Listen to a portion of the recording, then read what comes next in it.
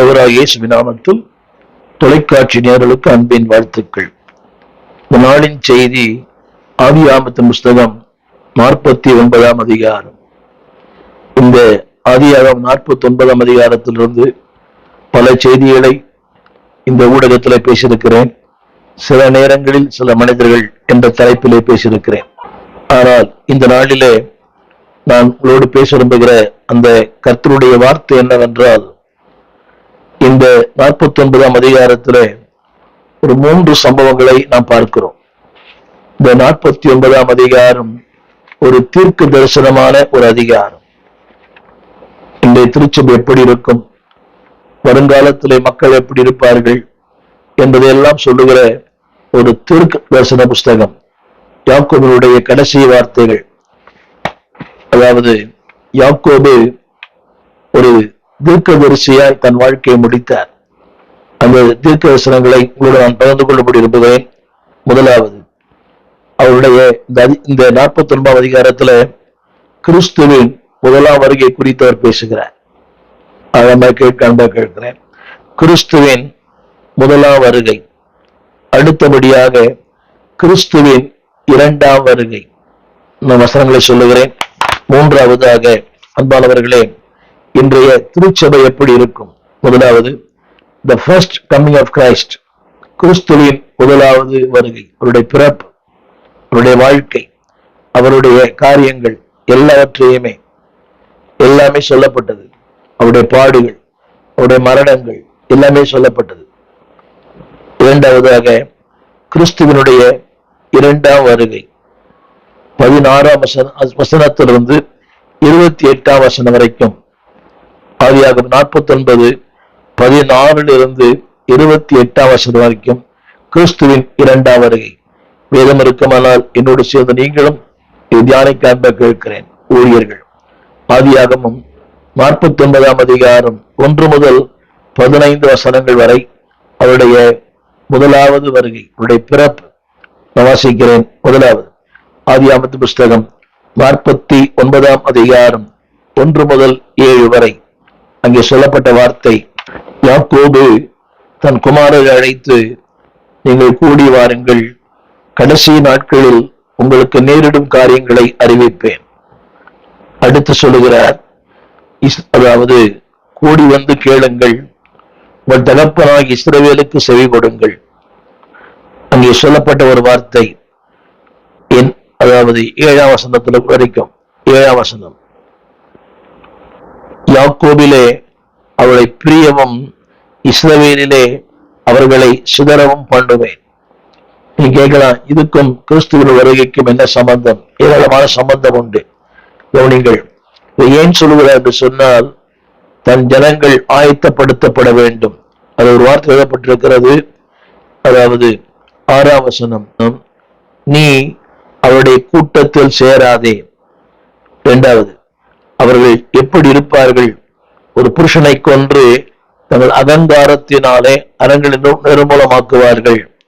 அடுத்த வார்த்தை, அடுத்த 7ஆம் வசனம் சொல்லப்பட்ட வார்த்தை, நான் அவர்களை பிரியவும் இஸ்ரவேலிலே அவர்களை சிதறவும் பண்ணுவேன். ஆண்டவர் இதை ஒரு தன் பிள்ளைகளுக்கு மட்டுமல்ல, யாக்கோபு இந்த தேசத்தை ஆயத்தப்படுத்தும்படியாய் அவர் சொல்லுகிற வார்த்தை, நீ உடன்படாதே. இரண்டாவது, நீ அவனோடு சேராதே. மூன்றாவது, அவருடைய வாழ்க்கை எப்படி இருக்கும்? சபிக்கப்பட கடவது, சிதற பண்ணுவேன். இதெல்லாம் கிறிஸ்துவின் வருகைக்காக யாக்கோபின் மூலமாக ஆவியானவர் இந்த தேசத்தை ஆயத்தப்படுத்தினார். இன்றைக்கு நான் சொல்ல வந்த அந்த முதல் குறிப்பு என்னவென்றால், அன்பானவர்களே, தேவ ஜனங்கள் ஏமாற்றினார்கள். இந்த ஆங்கில வார்த்தை பாருங்கள், they were disappointed to God. தேவனை ஏமாற்றின ஒரு கூட்டம். தேவன் மனிதர்களை படைத்தார் தன்னை போல, தன் சாயலாக. ஆனால் படைக்கப்பட்ட மனிதன் தேவனை ஏமாற்றினான், தேவனுக்கு ஏமாற்றத்தை தந்தான். டிசப்பாயிண்டிங். 49ஆம் அதிகாரம் 1 முதல் 4 வசனங்கள் வரை அதில் சொல்லப்பட்ட வார்த்தை, இது ரூபனுக்கு மட்டுமல்ல, உங்களுக்கும் எனக்கும். சேஷ்டபுத்திரன், சத்துவம், முதற்பலன், மேன்மை, பிரதானம், வல்லமை, விசேஷம். இதான் ஆண்டவர் மனிதனுக்குள்ள வைத்திருக்கிற மேன்மைகள். மனிதன் தேவனுடைய படைப்பில் ஒரு மகுடம். நீங்கள் நான் யார் என்றால் தேவனுடைய சத்துவம். இரண்டாவது முதற்பலன், மூன்றாவது மேன்மையில் பிரதானமானவர்கள், வல்லமையில் விசேஷமானவர்கள். இது உங்களை குறித்தும் என்னை குறித்தும் தேவனுடைய விருப்பம், தேவனுடைய நோக்கம். திரும்ப திரும்ப சொல்ல விரும்பவில்லை. பிரதானமானவர்கள், விசேஷமானவர்கள், முதற்பலனானவர்கள். நீங்கள் நானும் தேவனுக்கு சிரேஷ்ட புத்திரர்கள். ஆனால் நிலைமை என்ன? நம்முடைய தவறு, நம்முடைய வீழ்ச்சி, நம்முடைய அறியாமை. இதனாலே அன்பானவர்களே, நான்காம் வசனம் நிலையற்ற வாழ்க்கை, உறுதியில்லாத வாழ்க்கை, தழும்பும் வாழ்க்கை, தண்ணீரை போல வாழ்க்கை. இது ரூபனுக்கு மட்டுமல்ல, ஒவ்வொரு மனுக்குலத்திற்கும் உண்டான ஒரு நிலைமை. தேவன் சொல்லுகிறார். எனவேதான் அது மட்டுமல்ல, அடுத்த வார்த்தை, மேன்மையா இருக்க வேண்டிய மனிதன் இன்றைக்கு மேன்மையா இல்லை. அந்த வார்த்தை சொல்லுகிறது, நீ மேன்மை அடைய மாட்டாய். ஆண்டவர் உங்களை என்னையும் மேன்மையாய், தூதர்களுக்கு இணையாய், ஆண்டவர் உங்களை என்னையும் அவருடைய சாயலாய், அவருடைய சிங்காசனத்துக்கு சொந்தக்காரராய் உங்களை என்னை கத்த உருவாக்கினார். ஆனால் தவறுகளாலே, வீழ்ச்சியினாலே, அன்பானவர்களே, நம்முடைய அறியாமையினாலே, ஆசையினாலே மேன்மையை இழந்து போனான். இன்றைய மனிதன் மேன்மை இழந்திருக்கிறார். மேன்மையா இருக்க வேண்டிய மனிதன் மேன்மை இழந்து வாழ்கிறான். திருச்சபைக்குள்ள கூட நீ மேன்மையா இருக்க வேண்டிய நபர் மேன்மையா இருக்கிறாயா? ஒரு சின்ன கேள்வி. கர்த்தர் உன்னை மேன்மைப்படுத்துவார். பாட்டெல்லாம் பாடுறோம், கர்த்தர் உண்மை மேன்மைப்படுத்துவார். ஆனால் மேன்மைப்படுத்தப்பட வேண்டிய மனிதன் இன்றைக்கு சிறுமைப்படுத்தப்பட்டிருக்கிறார். இதுதான் தேவனுடைய மிகப்பெரிய ஏமாற்றம். அவர் சொல்லுகிறார், உன்னை மேன்மையாக வைத்தேன், நீயோ சிறுமைப்பட்டிருக்கிறாய், என் மேன்மையை கெடுத்து போட்டாய். சொல்லப்பட்ட வார்த்தை, நீ அது மட்டுமல்ல தீட்டுப்படுத்தினாய். தேவனுடைய ஆசீர்வாதங்கள், தேவனுடைய மேன்மைகள், தேவனுடைய நன்மைகள், இதைத்தான் மனிதன் அன்றைக்கும் செய்தான், இன்றைக்கும் செய்கிறான். அது மட்டுமல்ல, அடுத்த வார்த்தை 5 வசனத்துல, கொடுமையின் கருவிகளாக. தேவனுக்கு பயன்பட வேண்டிய மனிதன் இன்றைக்கு சத்துருவால் பயன்படுத்தப்படுகிறான். கொடுமையின் கருவிகளாக. அவருடைய கரத்தில் புல்லாங்குழலா இருக்க வேண்டியவன் இன்றைக்கு சத்துருவின் கரத்துல ஒரு கூர்மையான ஆயுதமா இருக்கிறான். பாருங்களேன், இன்றைக்கு வருகிற பல பெயர்கள், கடத்தல், கற்பழிப்பு, கொலை, கொள்ளை, எல்லாமே கிறிஸ்தவ பெயர்கள். தேவன் அன்பானவர்களே, அந்த பிள்ளைகளை உருவாக்கும் போது, பெற்றோரை உருவாக்கும் போது அவருக்கு ஏற்ற கருவிகளை உருவாக்கினார். ஆனால் இன்றைக்கு எல்லாருமே, மனிதனாய் பிறந்த எல்லாருமே கொடுமையின் கருவிகளாக இருக்கிறார்கள். வசனம் சொல்லுகிறது, கொடுமையின் கருவிகள். அது மட்டுமல்ல, கோபம், அது மட்டுமல்ல, அகங்காரம். இன்றைக்கு மனிதனுக்குள்ளதான் இன்னைக்கு இருக்குது. கோபம், அகங்காரம், மூர்க்கம். அது மட்டுமல்ல, அன்பானவர்களே, அதுல சொல்லப்பட்ட வார்த்தை, அந்த 7ஆம் வசனம், இந்த மனிதனுக்குள்ளே கோபம், மூர்க்கம், சாபங்கள், குடும்பத்திலே சாபம், தலைமுறையாக. இது தேவனுடைய விருப்பம் அல்ல, தேவனுடைய விரும்பவும் இல்லை. நீங்களும் நானும் ஆசீர்வாதமாய், ஆண்டவர் சொன்ன வார்த்தை, ப்ரொடக்டிவ் லைஃப், ப்ரோக்ரெசிவ் லைஃப், ஒரு பொசசிவ் லைஃப், பெருக்கத்தின் வாழ்க்கை, முன்னேற்றத்தின் வாழ்க்கை, ஆளுகையின் வாழ்க்கை, ப்ரொடக்டிவ், ப்ரோக்ரெசிவ், பொசசிவ். ஆனால் இன்றைய மனிதன் அந்த பெருக்கத்தை இழந்தான், முன்னேற்றத்தை இழந்தான், ஆளுகை இழந்தான். எனவேதான் 7ஆம் வசனம் சொல்லுகிறது. 7ஆம் வசனத்துல, அவனை நான் பிரிய பண்ணினேன், அவனை சிதற பண்ணினேன். அன்பானவர்களே, இது இன்றைய திருச்சபை குறித்து மட்டுமல்ல, இன்றைய சமுதாயத்தை குறித்து ஆண்டவர் சொன்ன வார்த்தை யாக்கோபின் மூலமாக. என்னுடைய முதல் குறிப்பு, man disappointed God. மனிதன் தேவனை ஏமாற்றினான், தேவனை ஏமாற்றத்துக்குள்ளே நடத்தினான். 2வது குறிப்பு, அதுக்கு உதாரணம் ரூபன். தகப்பனை ஏமாற்றினான், தகவல் எதிர்பார்ப்பை ஏமாற்றினான். man disappointed God. நீங்க ஒரு சின்ன கேள்வி, அன்பான தேவ பிள்ளையே, உன் வாழ்க்கையில் தேவன் ஏமாற்றம் அடைந்தவரா இருக்கிறாரா, மகிழ்ச்சி அடைந்தவரா இருக்கிறாரா? நீங்களும் நானும் எப்படி எல்லாம் இருக்க வேண்டும் என்று கனவு கண்டார். ஒரு தகப்பன் தன் பிள்ளைகள் எப்படி இருக்க வேண்டும். ஆனால் இன்றைக்கு பிள்ளைகள் அப்படி இல்லையே. ஊதாரித்தனமாய், ஊர் சுற்றுவிட பிள்ளைகளாய், கீழ்ப்படியாத பிள்ளைகளாய், ஊழியனுக்கு கீழ்ப்படியாதவர்களாய், பெற்ற தாய் தகப்பனுக்கு கீழ்ப்படியாதவர்களாய், ஊதாரி மைந்தர்களாய் வாழ்கிறார்கள். They disappointed the parents. பெற்றோர்களுக்கு மட்டும் ஏமாற்றம் அல்ல, படைத்த தேவனுக்கு ஏமாற்றம். என் அன்பு தேவ பிள்ளையே, தேவனை ஏமாற்றி நீ வாழ முடியாது. தேவனை ஏமாற்றாதே, உங்கள் ஊழியனை ஏமாற்றாதே, உடைய பெற்றோரை ஏமாற்றாதே. நிறைய பேர் அதாவது தேவனுக்கு ஏமாற்றங்களை தருகிறார்கள். நீங்கள் நானும் எப்படிலாம் இருக்க வேண்டும் என்ற ஒரு கனவு கண்டார். அந்த கனவுகளை நிராசையாக்கி விடாதிருங்கள். என்னுடைய முதல் குறிப்பு கவனிங்க. They disappointed God. இதைத்தான் அதை சொல்லுகிறார். இப்படிலாம் இருக்க வேண்டும் என்று விரும்பினேன், ஆனால் அப்படி இல்லையே. நீ தீட்டுப்படுத்தினாய். 4ஆம் வசனம். படுக்கையின் மேல் ஏறினாய், கொடுமையானவனாய் இருக்கிறாய். அடுத்த வார்த்தை அங்க சொல்லப்பட்டிருக்கிறது 6ஆம் வசனத்துல, என் மேன்மையே. நீங்களும் நானும் அவருக்கு மேன்மையா இருக்க வேண்டியவர்கள். ஆனால் மேன்மையா இருக்க வேண்டிய நாம் இன்றைக்கு சிறுமைப்படுத்தப்படுகிறோம். மேன்மையே. அடுத்து கொலை, ஒரு புருஷனை கொன்று. அகங்காரம். இந்த குடும்பங்கள் இருக்குது பாருங்களேன். அகங்காரம், ஆணவம், எல்லாம் திருச்சபைக்கு வரவங்க கூட ஊழியனாய் பார்க்கிறேன். ஊழியன் பிரச்சனை கேட்கறதுல முறைச்சு பார்க்கறது, எல்லாம் எனக்கு தெரிஞ்ச மாதிரி கால் மேல காலை போட்டு உட்கார்ந்து இருக்கிறது. ஊழியன் பிரசங்கம் பண்ணும்போது எதையோ எழுதுவது, வசனத்தை எழுதுவதில்ல, எதையோ எழுதுவது, ரொம்ப ஆழ்ந்த சிந்தனை. இந்த ஊழியக்கார கூடைகளை கூட இன்றைக்கு அநேக ஊழியர்களுக்குள்ளே இதை நான் மேற்பட சொல்லவில்லை. ஒரு சபைக்கு வரும்போது சிறு பிள்ளையை போல ஆரம்பம் வேண்டாம், அகங்காரம் வேண்டாம், பெருமை வேண்டாம். அன்பானவர்களே, அந்த மமதை வேண்டியாரிட்டி நான் ரொம்ப நாள் தெரியும் இல்ல.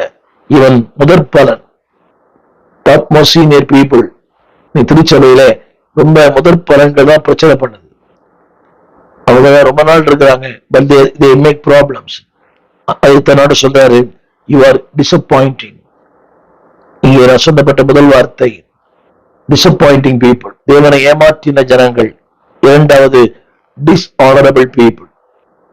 இந்த திருச்சபையில் இருக்கிறாங்க, இதைத்தான் அன்றைக்கே சொன்னார்.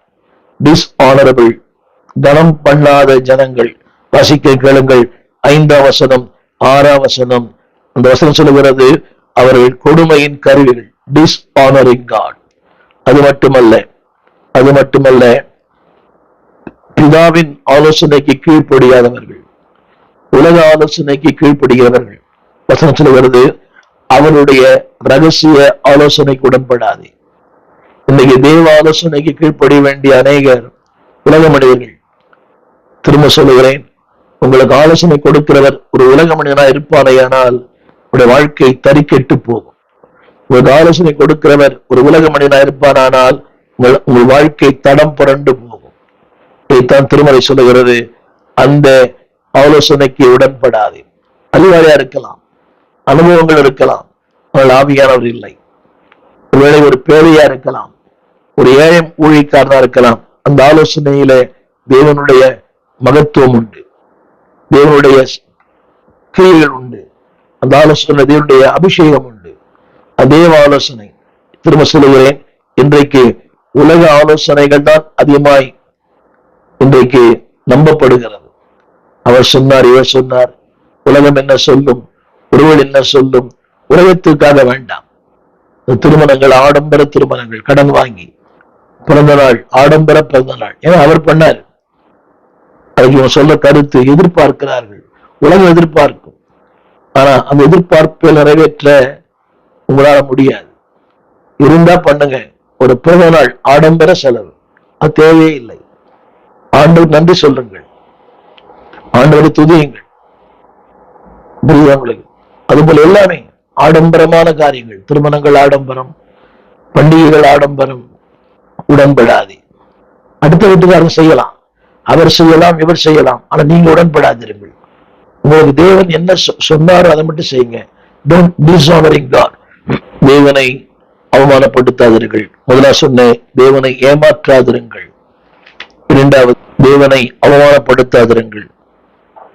மூன்றாவது சொல்ல விரும்புகிறேன். மூன்றாவதாக, தேவனை விட்டு பிரிந்தவர்கள், டிஸ்பர்ஸ்ட். 7வது வசனம், பிரியவும் இன்றைக்கு யோசித்து பாருங்கள், இந்த 3 வார்த்தைகளை நீங்கள் கவனிக்கலாம். Disappointed, dishonour, disburse. தேவனை விட்டு பிரிவது, பொண்ணுக்காக, பொருளுக்காக, மண்ணுக்காக, வாழ்க்கைக்காக, உலக மேன்மைக்காக, உலக நட்புக்காக, உலகத்தினுடைய புகழ்ச்சிக்காக. No, don't disperse God. கவனிகள், இன்னைக்கு நிறைய பேர் ஏதோ ஒரு காரியத்துக்கு அதை பிரிகிறாங்க. வேலைக்காக வேண்டாம். அது உங்களுக்கு அது என்ன செய்யும் தெரியுமா? உங்களையே சிதற பண்ணும். இன்றைய 3வது வார்த்தை டிஸ்பர்ஸ். இதைத்தான் அன்றைக்கும் ஜனங்கள் செய்தார், இன்றைக்கும் செய்கிறார்கள். எனவேதான் ரட்சகர் இயேசு வந்தார். ஏன் வந்தார் தெரியுமா? ஏன் வந்தார்? The people are disappointed him. People who are dishonored him. People who dispersed him. அவர் விட்டு பிரிந்தவர்கள். பக்தன் பாடுகிறார், பிரிந்து வாழ முடியாது. நிறைய பேர் ஞாயிற்றுக்கிழமை ஒரு நாள் தான் ஆண்டவரோட, மண்டே டு சாட்டர்டே உறவே இல்லை, தொடர்பே இல்லை. வேதம் எங்க இருக்கிறது தெரியாது, அதை தொட்டு கூட பார்ப்பதில்லை, அந்த வாசனையே இல்லை. ஞாயிற்றுக்கிழமை காலையில வேதத்தை தேடுவது எங்க வச்சாங்கன்னே தெரியல. அது அதே ஸ்கூட்டர்ல டிக்ளரா இருக்குது. அன்னைக்குதான் அங்க வச்சேன் இங்க வச்சேன் இல்ல. அந்த அவளை வேதத்தை விட்டு நீ பிரிந்தால் உன் வாழ்க்கை சிறடிக்கப்படும். ஆலயத்தை விட்டு பிரிந்தால் உன் வாழ்க்கை சிறடிக்கப்படும். தேவனுடைய ஊழியனை விட்டு பிரிந்தால் உன் வாழ்க்கை சிறடிக்கப்படும். இது பயமுடுத்த அல்ல, இது உண்மை. Disperse God. தேவனை விட்டு பிரிந்தால், ஊழியனை விட்டு பிரிந்தால், ஐக்கியத்தை விட்டு பிரிந்தால், தேவ ஆலோசனை விட்டு பிரிந்தால் உன் வாழ்க்கை சிதறடிக்கப்படும். நிறைய பேருக்கு அது புரியல, இன்னைக்கு தெரியாது, வருங்காலங்கள் சொல்லும். Will be destroyed. சொல்லுவேன், disperse God, you will be destroyed. வாழ்க்கை ஒன்றும் இல்லாமல் போகும். எனவே எந்த காரணத்தை கொண்டும் தகப்பனின் அன்பு, தகப்பனின் வீடு, தகப்பனின் ஆலோசனை, தகப்பனினுடைய அபிஷேகம், தகப்பனுடைய ஐக்கியத்தை விட்டு விடாதீங்க. அதனை விட்டு புரிஞ்சீங்கன்னா உங்க வாழ்க்கை ஒண்ணு இல்லாம போயிடும். ஒரு துக்கமான விஷயம் இன்னைக்கு அதுதான். இன்னைக்கு அந்த ஆலயத்தோடு நெருக்கம் இல்லை, ஊழியனோடு நெருக்கம் இல்லை, தேவனோடு நெருக்கம் இல்லை, வசனத்தோடு நெருக்கம் இல்லை. உலக மக்களோடு அதிகமான உலக ஈடுபாடு, உலகத்தின் காரியங்கள் எல்லாமே உலகம்தான். வேண்டாம். அன்பானவர்களே, தேவன் சொல்கிறார், அப்படிப்பட்ட நிலையில என் முதல் குறிப்பு, God prepares. God prepare the disappointed people. God prepare dishonoring people. God prepare dispersed people. ரோமாய் கேட்கான், இப்படிப்பட்ட மக்களை தேவன் ஆயத்தம் பண்ணும்படி விரும்புகிறார். அவர் விட்டுவிட விரும்பவில்லை. எப்ராயிமே, உன்னை பிடிக்க விடுவேன். கோழி தன் குஞ்சுகளை கூட்டி சேர்க்கிறது போல எத்தனை தரமா உன்னை சேர்த்துக் கொள்ள மனதாயிருந்தேன். உங்களுக்கோ மனதில்லாமல் போயிற்று. என்னுடைய விருப்பம் உன்னை சேர்த்துக் கொள்ள வேண்டும். எவ்வளவு தூரம் போனாலும் உன்னை பின்தொடர்ந்து வருகிற கர்த்தர், ஓடும் மனிதன், அவனை தேடி வருகிற ஒரு தெய்வம். God prepares. இரண்டாவது, God presentations. தேவன் உங்களை என்னையும் அவருடைய சன்னிதானத்துன்பா நிறுத்த விரும்புகிறார். The presentation வாசிக்கிறேன், கேளுங்கள். 49ஆம் அதிகாரம் 8ஆம் வசனம். இங்க சொல்லப்பட்டிருக்கிறது, சகோதரரால் நீ புகழப்பட வேண்டும். அவருடைய விருப்பம். இரண்டாவது, உன் கரம் உன் சத்துருக்கள் இருக்க வேண்டும். God presentation. மூன்றாவது, உன் தகப்பனுடைய புத்திரர் உன்முன் படைவார்கள். நம்ம ஆமென் சொல்லுங்க. அதாவது உன்னை எழுப்புகிறவன் யார்? நான் சொல்ல வந்த அந்த குறிப்பு என்னவென்றால், அன்பானவர்களே, வேதம் அந்த 12ஆம் வசனம் வரைக்கும் சமாதான கர்த்தர் வாழ்விலே வருவார், ஜனங்கள் உன்னிடத்திலே சேருவார்கள். அது சொல்லப்பட்ட வார்த்தை இங்கே 11ஆம் வசனத்துல, அதாவது God prepared. இது கிறிஸ்து வருகை பற்றி சொல்லப்பட்டிருக்கிறது. கழுதை குட்டி நற்குல திராட்சை செடியில் கட்டுவான், திராட்சரசத்திலே தன் வஸ்திரத்தையும் திராட்சை பழங்களிலே தன் ரத்தத்தில் தாங்கியையும் தோய்ப்பான். அவன் கண்கள் திராட்சரசத்தினால் சிவப்பாயும் அவன் பற்கள் பாலினால் வெண்மையாயும் இருக்கும். இது கிறிஸ்துவின் மரணம், பாடு, உயிர்த்தெழுதல். வெண்மையாயிருக்கும், கண்கள் சிவப்பாயிருக்கும். என்ன தெரியுமா? ரத்தங்கள், குருசி, அந்த குருதியினுடைய அவருடைய வேர்வைகள் ரத்தங்கள், ஆனால் வெண்மையா இருக்கும். இவன் சொல்ல வந்த குறிப்பு என்னவென்றால் காட் பிரசன்டேஷன். தேசத்தை கர்த்தர் ஆயத்தம் பண்ண விரும்புகிறார். அதுதான் ஆரம்பத்துல சொன்னேன். 8ஆம் வசனம், நீ சகோதரால் புகழப்பட வேண்டும். சகோதரால் புகழப்படுவது மாத்திரமல்ல, உறுதியான மனிதனாய் எழும்புகிறவன் யார்? ஜனங்கள் உன்னிடத்திலே சேருவார்கள். அது சொல்லப்பட்டிருக்கிறது. அங்க வார்த்தை நியாயப்பிரமாணம் உன்னை விட்டு ஒழிவதில்லை. நியாயப்பிரமாணிகள் நியாயப்பிரமாணம் அப்படியானால் God prepared for a glorious nation, for a glorious man. ஒரு மிகப்பெரிய மனிதனாக, தேவனுடைய பிள்ளையாக, ஊழியனாக உன்னை கர்த்தர் மாற்ற விரும்புகிறார். ஆரம்பத்தில் திரும்ப சொல்லுகிறேன், God prepares. இரண்டாவது God present. மூன்றாவது அன்பானவர்களே, இந்த ரெண்டும் நிறைவேறாத பட்சத்திலே God punishment. வாசிக்கிறேன், கேளுங்கள். 14ஆம் வசனம், அவன் 2 பொதுவின் நடுவே படுத்துக் கொள்ளுகிற பலத்த கழுதை. அங்க இன்னொரு வார்த்தை போட்டிருக்குது 15 கூட, தன் தோலை சாய்த்து பகுதி கட்டுகிறவனாய் மாறினான். யோசித்து பாருங்கள், தன் தோலை சாய்த்து. ஒருவேளை உங்களுக்கு புரியாம இருக்கலாம். God's punishment. அவர் சொல்லுகிறார், நீ 2 பொதியின் நடுவிலே படுத்துக் கொண்டிருக்கிற பலத்த கழுதை. அந்த அர்த்தம் தெரியுமா? பயன்படாத, உபயோகம் இல்லாத, தேவன் எதிர்பார்க்கிற, அதை போட்டிருக்குது படுத்துக் கொண்டிருக்கிற, பயன்படுகிற அல்ல. அந்த கழுதை அவருக்கு பயன்பட்டது, ஆனா அந்த கழுதை படுத்துக் கொண்டு. அங்கே 2 காரணம் சொல்றாரு. எக்ஸைல்ட் என்ற வார்த்தை பயன்படுத்தப்பட்டிருக்கிறது. அதுதான் 13ஆம் வசனத்துல, பட்டணத்துக்கு வெளியே, பட்டணத்திற்கு வெளியே, தேசத்திற்கு வெளியே, பயன்பாட்டிற்கு வெளியே. அடுத்து இன்னொரு வார்த்தை எக்ஸ்ப்ளாய்டட் என்ற வார்த்தை பயன்படுத்தப்பட்டிருக்கிறது. 14ஆம் வசனம், எக்ஸ்ப்ளாய்ட் என்பவர்களே, வாழ்க்கையில ஒன்றுமில்லாமல் போகிறது. எக்ஸ்ப்ளாய்டட். தமிழ் வேதத்துல அவன் தன் தோலை சாய்த்தான், பகுதி கட்டுகிறவனாய் மாறினான். எக்ஸ்ப்ளாய்டட். முதலாவது சொன்னேன், அவருடைய பிறப்பை குறித்து சொல்லப்பட்ட அதிகாரம்.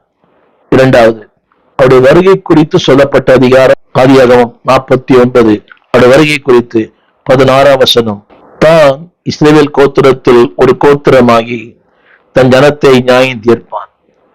இதுதான் ரட்சகர் இயேசு கிறிஸ்துடைய 2வது வருகை. அவர் வருகிறார், இந்த ஜனத்தை நியாயம் தீர்க்க வருகிறார். அவருக்கு பேர் நீதி உள்ள நியாயாதிபதி. இதோ வாசப்படி நிற்கிறார், தன் ஜனத்தை நியாயம் தீர்ப்பார். இங்கு சொல்லப்பட்ட தன் ஜனத்தை நியாயம் விசாரிப்பான். இது தானை குறித்து சொல்லப்பட்டாலும் ரட்சகர் இயேசுனுடைய 2ஆம் வரை குறித்து சொல்லப்பட்ட ஒரு வார்த்தை. அன்பு தேவ பிள்ளைகளே, இந்த அதிகாரம் ஆழமானது, அற்புதமானது, மேன்மையானது. யோசித்து பாருங்கள், இன்றிலிருந்து 6000 ஆண்டுகளுக்கு முன்பாகவே இந்த வசனம் பேசப்பட்டது. அவருடைய பிறப்பு, அவருடைய வருகை, அவருடைய நியாய தீர்ப்பு. படிக்கிறேன், தன் ஜனத்தை நியாயம் விசாரிப்பான். அவன் அல்ல, ரட்சகர் இயேசு. அங்கே இன்னொரு வார்த்தை சொல்லப்பட்டிருக்கிறது. 16 21ஆம் வசனம் வரைக்கும் ஒரு உபத்திரவத்தின் காலத்தை இங்கே வாசிக்கிறோம். வழி கிடக்கிற சர்ப்பம், பாதல் கிடக்கிற விரியன், அடுத்தபடியாக இராணுவம், அடுத்து 19 விழுந்து போவான். திரும்ப படிக்கிறேன், திரும்ப 17, திரும்ப மல்லாந்து விழுவான், சர்ப்பத்தை போல, விரியனை போல. அடுத்து 19ஆம் வசனத்துல அவனோ முடிவிலே விழுவான். இங்க நான் சொல்லப்பட்ட ஒரு 3 காரியங்களை சொல்லுகிறேன். உபத்திரவத்தின் காலத்தை குறித்து அன்னைக்கே சொன்னார். எப்படியா? மனிதன் மல்லாந்து விழுவான். 2வது சர்ப்பத்தை போல. 3வது பாதில் இருக்கிற விரியனை போல. அடுத்தபடியாக அன்பான, இதெல்லாம் தானை குறித்து சொல்லப்பட்டாலும், அதாவது உபத்திரவத்தின் காலத்தில் நடக்கிற காரியங்கள். Polluted man, polluted nation. 2வது பர்சிக்யூட்டட். 19ஆம் வசனம், இராணுவ கூட்டம் பாய்ந்து விழும். கொஞ்சம் யோசித்து பாருங்களேன், கொஞ்சம் சிந்திங்க. இராணுவ கூட்டம் பாய்ந்து விழும். ஒரு பெரிய உபத்திரவம் இன்னைக்கு அது ஆரம்பிச்சிருக்குது. ஒரு பெரிய இராணுவ கூட்டம், திருச்சபைகளுக்கு மேலாய், ஊழியங்களுக்கு மேலாய், சிறைகளுக்கு மேலாய். இன்னைக்கு இங்க பார்த்த உபத்திரவத்தின் காலங்கள். குடும்பங்களில் ஒரு இராணுவ கூட்டம். நீங்க ஊடகத்துல பார்க்கலாம், திரளாய் உள்ளே புகுந்து சூறையாடுவது, ஆலயத்தை இடிப்பது, ஆலயத்திற்கு திருச்சபின் மேலே அந்த கொடிகளை கட்டுவது, ஒரு மிகப்பெரிய ராணுவ கூட்டம் பாய்ந்து விழும். பொல்யூட்டட் நேஷன், இரண்டாவது ப்ரோசிக்யூட்டட் நேஷன். ஆனால் தேவன் சொல்கிறார், அப்படிப்பட்ட காலகட்டத்தில் God will protect his nation. இதுதான் இரண்டாவது நடக்கும்போது there will be a pollution, there will be a persecution, at the same time there will be a protection. ஒரு மிகப்பெரிய பாதுகாப்பு இருக்கும். 49:20 அடுத்த வார்த்தை, சொல்லப்பட்ட வார்த்தை 20 வசனத்துல ஆசேருக்கு சொல்லப்பட்டிருக்கிறது, அவன் கொழுமையாயிருப்பான். இந்த கொழுமை எப்படி இருக்கு தெரியுமா? தேவனால். தேவன் சொல்கிறார், அந்த உபத்திரவத்தின் காலத்திலே, அந்த பாடுகளின் காலத்திலே, அந்த வேதனையின் காலத்திலே, அந்த கண்ணீரின் காலத்திலே உங்களை என்னையும் தேவன் பாதுகாப்பார். எப்படி பாதுகாப்பாராம்? கொழுமையாய். அது மட்டுமல்ல, ஆண்டவர் வேதம் சொல்லுகிறது, நமக்கு தேவை, அதாவது ராஜாக்களுக்கு வேண்டிய ருசிவர்க்கங்களை தருவான். God protected. பாடுகள் உண்டு, போராட்டங்கள் உண்டு, ஆனால் தேவனுடைய பாதுகாப்பு உண்டு. திரும்ப படிக்கிறேன், கொழுமையா இருப்பான். ராஜாக்களுக்கே ருசியான பதார்த்தங்களை தருவான். அடுத்து அது மட்டுமல்ல, அந்த கடைசி காலத்துல வருகிற காலம் எப்படி இருக்கு சொன்னால், there will be a preaching. இந்த உலகம் முழுவதும் அன்பார்கள் இதுவரையும் நாம் காணாத ஒரு சுவிசேஷ மயம். அநேக ஊழியர்கள் அலையலையாய் ஊழியர் எழும்பியிருக்கிறார்கள். வாசிக்க கேளுங்கள். 49:21 வசனம், 21 வசனம் அங்கு சொல்லப்பட்டிருக்கிறது, கடைசி காலத்திலே வசனங்கள் வசனிக்கப்படும். இன்றைக்கு பாருங்கள், எத்தனை தொலைக்காட்சி ஊழியங்கள், ஆயிரக்கணக்கான திருச்சபைகள், ஆயிரக்கணக்கான ஊழியர்கள் இன்றைக்கு உலகெங்கும் நம்முடைய தேசத்தில் பயன்படுத்தப்படுகிறார்கள். எல்லா கண்டங்களிலேயும் இந்த கர்த்தருடைய வார்த்தை இத்தனை உண்மை. பாருங்க, நான் சொல்ல வந்த வார்த்தை, there will be a preaching nation. நான் படிக்கிறேன் கேளுங்கள். வசனம் சொல்லுகிறது, வசனங்களை வசனிப்பார்கள். நீ சின்ன பிள்ளைகள் பிரசங்கம் பண்றாங்க, சிறு பிள்ளைகள் பிரசங்கம் பண்றாங்க, ஊடகத்துல பார்க்கிறோம். வசனங்களை வசனிப்பார்கள். மகிழ்ச்சி. இந்த ஊடகத்துல ஏராளமான தொலைக்காட்சி ஊழியங்கள் வருகிறது. நன்றி. இப்படியாயிரும் கர்த்தருடைய வார்த்தை போதிக்கப்பட வேண்டும். அது போட்டியா இருக்கலாம் ஒருவேளை, ஆனால் வசனத்தினுடைய அந்த ஆதாரத்திற்கு என்னவென்றால் வசனங்களை வசனிப்பார்கள். 4 காரியம். Polluted nation. 2ஆம் வருகையில் தேசம் பாழாய் கிடக்கும். வசனாதாரம் 16-18. 2வது உபத்திரப்படுத்தப்படுவார்கள். வசனாதாரம் 19ஆம் வசனம். 2வது அப்படிப்பட்ட காலத்துல பாதுகாக்கப்படுவார். இதெல்லாம் யாக்கோபின் மூலமாக வருகை குறித்து சொல்லப்பட்ட கர்த்தருடைய வார்த்தை. அதே வேளையில இதுவரை இல்லாத ஒரு வசனம் மயம் நம்முடைய தமிழகத்துல எங்கே பார்த்தாலும் வசனங்களின் அந்த வாசனை. அன்பானவர்களே, இந்த கோவிலுக்கு பிறகு ஏராளமான ஊடகங்கள், ஏராளமான ஆன்லைன் சபைகள். ஆண்டவருக்கு மகிமை, ஆண்டவருக்கு மகிமை. ஆயிரக்கணக்கான மக்கள் பார்க்கிறார்கள் என்றால் கடைசி காலத்துல இன்பமான வசனங்கள் வசனிக்கப்படும். போலியான வசனங்கள் அல்ல. நான் இன்னும் சொல்லும் போது சிரித்திர உள்ள வசனங்கள் அல்ல, ஆரோக்கியமான வசனங்கள். கடைசியாக the period of time, சொன்னேன் tribulation, அடுத்து triumph. அந்த உபத்திரவங்கள் முடிவல்ல, வெற்றிதான் முடிவு. there will be a tribulation, there will be a triumph. அந்த வெற்றி என்ன? 22ஆம் வசனம். வில் வீரர் அவனை மனமடி வாக்குவார்கள், அவனை பகைப்பார்கள், ஆனாலும் அவனுடைய வில் உறுதியாய் நின்றது. இத்தனை பெரிய மேன்மை. உங்களுடைய வில் உறுதியாக இருக்கும். இதான் தேவன் தருவ வெற்றி. திரும்ப சொல்கிறேன், என்னை கேட்டுக்கொண்டிருக்க அன்பு ஊழியர்களே, பாடுகள் உண்டு, போராட்டங்கள் உண்டு, இதுவரைக்கும் இல்லாத உபத்திரவங்கள் உண்டு. இனி வருங்காலம் எப்படிக்கும் தெரியாது. வட இந்தியாவிலும் தென் இந்தியாவிலும் ஆலை இடிக்கப்படுகிறது, சூறையாடப்படுகிறது. அவர் தேவன் சொல்லுகிறார், அவர் சொல்லுகிற வார்த்தை, அதாவது மனமடி வாக்குவார்கள், பகைப்பார்கள், ஆனாலும். கரங்களை உயர்த்தி ஆமென் சொல்லுங்க. மனமடி வாக்குவார்கள், உங்களை பகைப்பார்கள், ஆனாலும் உங்கள் வில் உறுதியா இருக்கும். அதுதான் உங்களுடைய ஊழியத்தின் வெற்றி, உங்களுடைய வாழ்வின் வெற்றி. ஒருவேளை ஊழியத்தை விட்டு போயிடலாம், ஓடியெல்லாம் எங்கேயாயும் போயிடலாம். நெவர். திரும்ப சொல்லுவேன், உங்களை மனமடி வாக்குவார்கள், உங்களை பகைப்பார்கள், ஆனால் வில் உறுதியாக இருக்கும். ஏனென்றால் அன்பானோட வல்லவரின் கரங்கள் உங்களை பலப்படுத்தும். 24 வல்லவரின் கரங்கள் உங்களை பலப்படுத்தும். காரணம் என்னவென்றால் அவரே கண்மலையாயிருக்கிறார். வல்லவரின் கரத்தில் வரைபடமாய் உள்ள யாரையும் அணுகாது. There will be a tribulation, but there will be a triumph. பாடுகள் இருக்கலாம், ஒரு மாபெரும் வெற்றியை காத்து வைத்திருக்கிறார்.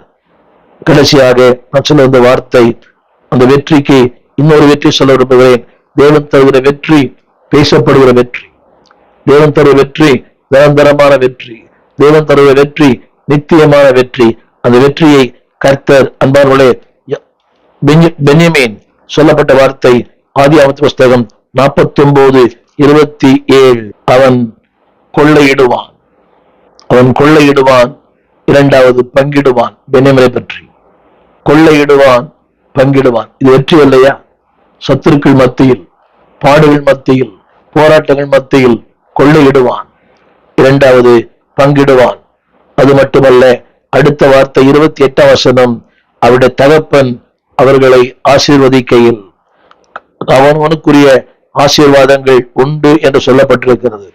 29 அதாவது பிதாக்களண்டையிலே அடக்கம் பண்ணப்படுவார்கள். அது மகிமையான முடிவு அல்லவா? மகிமையான முடிவு. பிதாக்களின் கல்லறையிலே. என் வார்த்தை கவனியுங்கள். There will be a victorious end. திரும்பவது படிக்கிற கேளுங்கள். அதாவது இறையை பட்சிப்பான், கொள்ளையிடுவான், பங்கிடுவான், பிதாக்களின் ஆசீர்வாதத்திற்கு சொந்தக்காரனாய் மாறுவான். இங்கே நான் குறிப்பிட விரும்புகிற சில வார்த்தைகளை நினைவுபடுத்த விரும்புகிறேன். முதலாவது the preparation, தேவன் ஆயத்தம் பண்ணும் விதம். இரண்டாவது the period,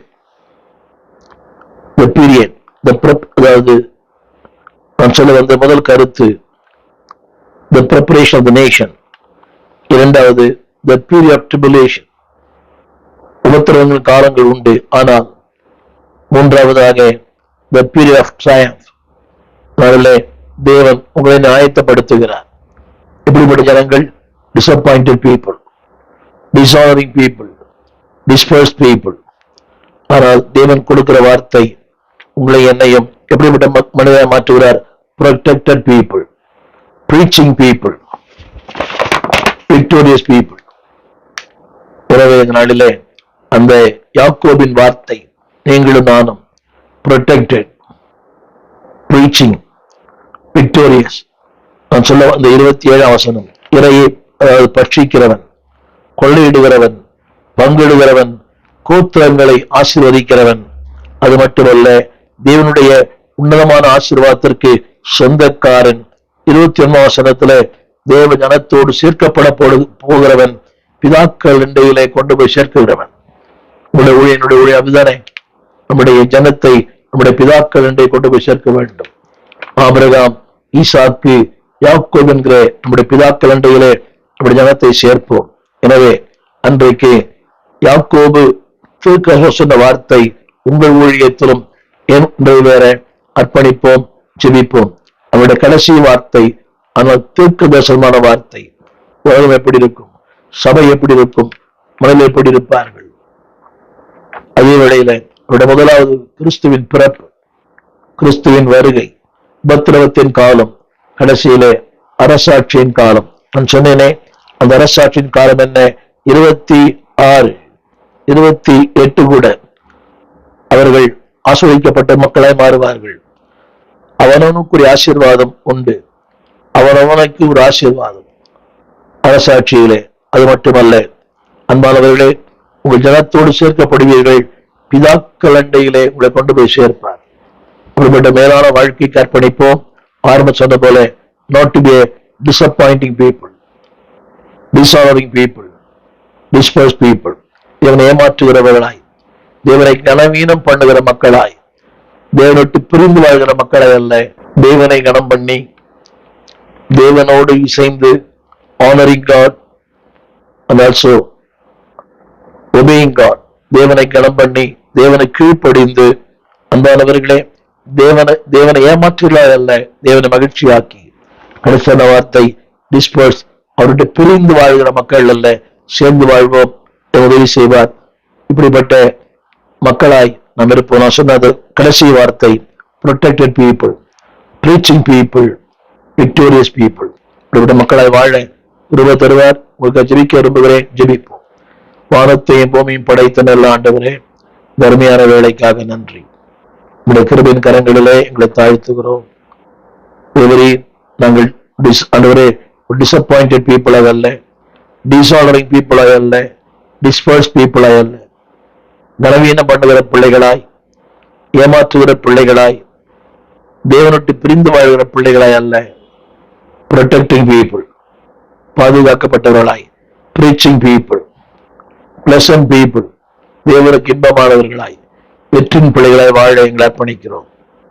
எங்களை குறித்து நீ வைத்திருக்கிற அத்தனை நோக்கங்களுக்கு நிறைவேற எங்களை தாழ்த்துகிறோம். ஆண்டவர் இயேசுவின் நாமத்தில் நல்ல பிதாவே, ஆமென். அன்பான பிள்ளைகளே, இந்த ஊடகத்தில் பார்க்கிறவர்கள் இந்த செய்தியை பாருங்கள். நீங்கள் இந்த 12 நபர்களிலே எப்படிப்பட்ட நபரா இருக்கு என்பதை ஆராய்ந்து பாருங்கள். தேவன் விரும்புகிற, தேவனால் கனம் பண்ணப்படுகிற, தேவனால் நேசிக்கப்படுகிற பிள்ளைகளாய் மாற உங்களுக்கு ஜெபிக்கிறேன்.